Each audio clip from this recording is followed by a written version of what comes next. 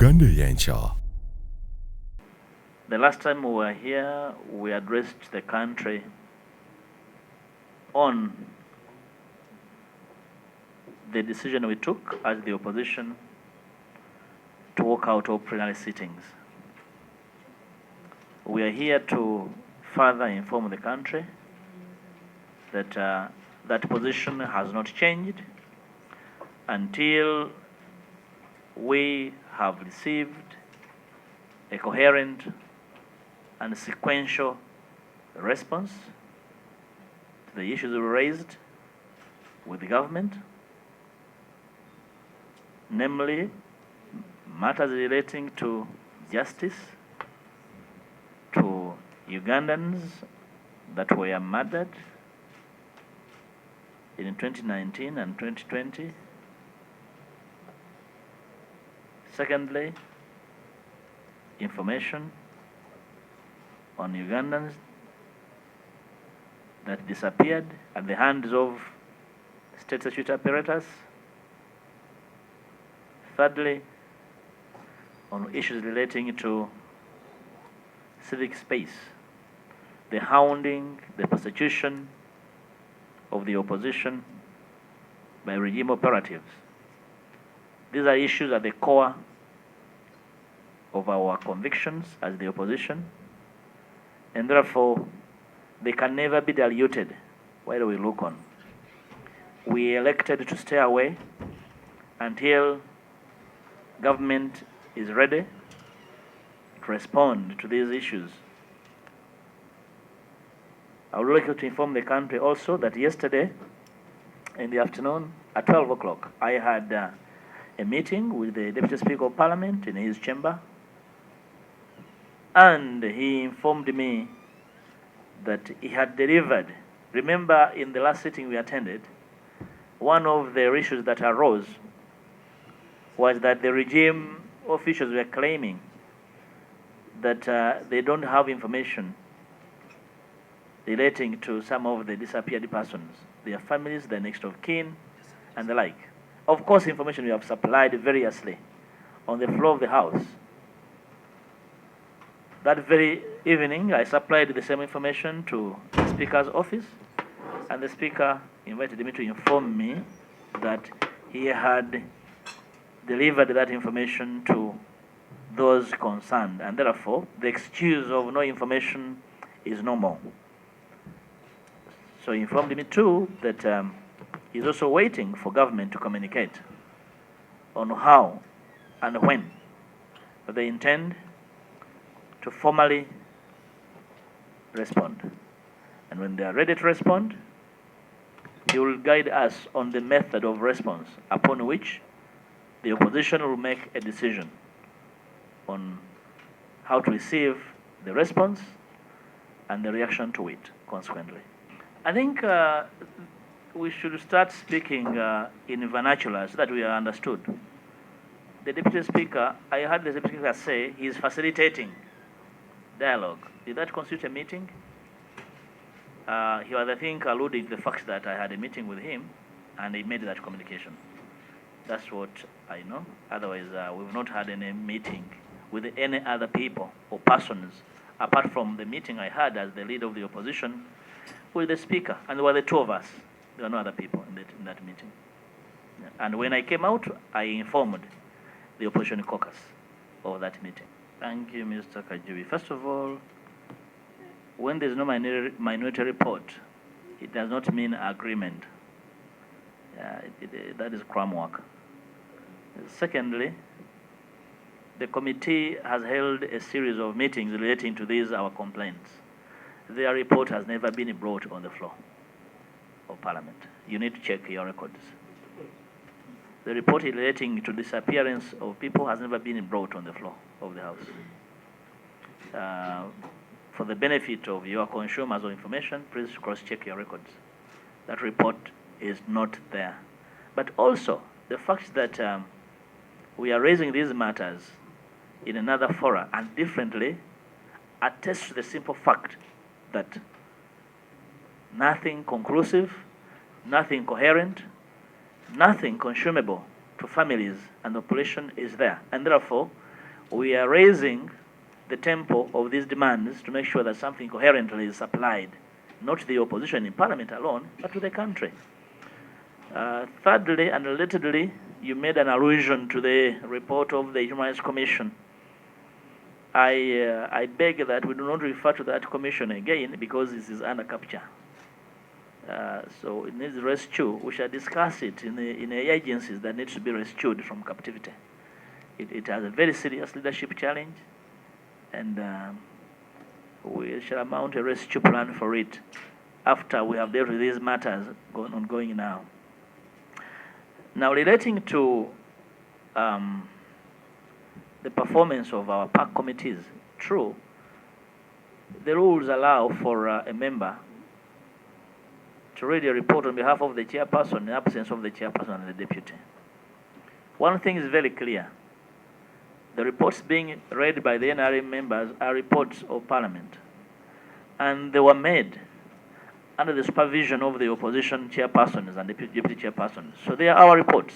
There is no denial as to their existence and their content. Thirdly, the question of reports of the Director General taken omnibus is not our problem. It's the problem of the work methods of Parliament. First of all, the rules are such that the reports of the Director General be considered in a period of 6 months. But guess what? We're supposed to receive them in December or earlier in January, but they come way about February or March. And that's the same time within which the House is considering the budget framework paper. And when you consider the budget framework paper, no other committees, standing committees, do not work, meaning that we lose over 3 months dealing with budget framework paper. The PAC committees lose 3 months. So they are literally left with only 3 months to work. And you expect them to produce reports of over 70 entities. Take an example of COSASE with over 60 plus entities. PAC Central with a myriad of them. Think about the local governments. There are several of them. So it's a question of what the rules say and what is practically feasible. I think the House needs to reconsider the time given to these PAC committees to produce reports. But also, I hasten to say this, that in the history of these PAC committees, we have had more reports under the current opposition than any other opposition in history. As the media, please cross-check. In the next media meeting, you come with an answer. Cross-check. Compare the reports we have produced under the current opposition, juxtapose them with the past. You probably are proud of this current team for a huge job done. But I'm saying that the time has been reconsidered. A number of contradictions in the rules, what the committees are supposed to deal with, the time period, then how to work with the Treasury Memorandum and the attendant follow-ups. It's a bit of a fix, and I don't think any presiding officer would be fair to berate these committees for what they have done so far in the most difficult of circumstances. For each of the demands we made, we need an unequivocal response. Namely, if you're talking about justice for the murdered, an investigation into who killed them, a report on what has been done on the culprits. 3, where is the sense of justice, which is compensation to the families by the regime? That's in that kind of chronology. To the disappeared, a report, because they were all arrested by security operatives in government uniform. They were arrested, they were picked from workplaces, from their residences, by people in uniform. And the families have supplied this information to whoever cared. So we are demanding for their whereabouts. If they were taken to court, which court? Which offense? If they were killed and buried, we need to know. Reduce them dead or alive is the demand. If they were killed, please report that they were killed. Then we shall deal with the murder as a murder, a cold blood murder, and we know how to deal with that. So for each of those, we are making these demands. For those detained without trial, we are demanding for a response for the Minister of Justice to come and explain whether detention without trial is now the sine qua non under his rule, his leadership as the Minister of Justice. Accountability for all is what we are demanding, and accountability precedes justice. I mean, justice precedes accountability.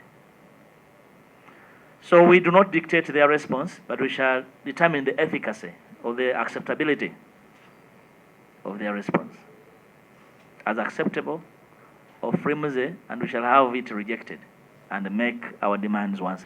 Twasembayo okubeera wano twabategeeza ensonga lwaki twaddamu ne tufuluma Parliament.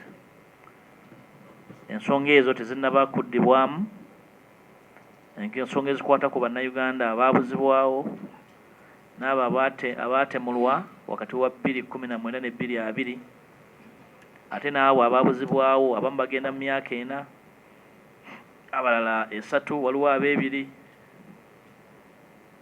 n'ensonga z'obwenkanya n'okuwa ekitiibwa eddembe lyaffe mu byobufuzi n'eddembe ly'obuntu okutwaliza wamu. Ensonga ezo teziddibwangamu mu butongole eri ab'oludda lwa gavumenti, era tukyabanja okuddibwamu. Twasalawo nga opposition ng'okutuusa nga waliwo okuddibwamu okutongole ate okumatiza, tujja kusigala nga tuli wabweru wa Parliament, ng'oggyeko kye twasalawo kye twakkiriza nti bamemba basobola okubeera mu committees ne tebajja kukkirizibwa kugenda mu plenary yawamu.